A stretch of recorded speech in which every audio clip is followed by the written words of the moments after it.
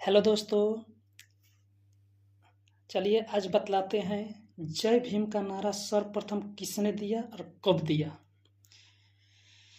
जय भीम का नारा सबसे पहले बाबा साहेब के करीबी सहयोगी और समता सैनिक दल से जुड़े व्यक्ति लक्ष्मण नगराले हरदास ने दिया था।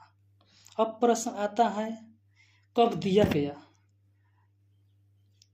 जय भीम का प्रयोग मुख्य रूप से 1930 से 1940 के दशक में अम्बेडकर आंदोलन के दौरान शुरू हुआ, जब अम्बेडकर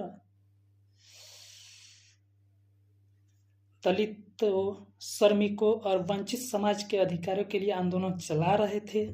तब उनके समर्थक एक दूसरे का अभिवादन जय भीम कहकर करने लगे। चलिए इस वीडियो में इतना ही। अगर अच्छा लगे तो कमेंट शेयर जरूर करिए। ओके।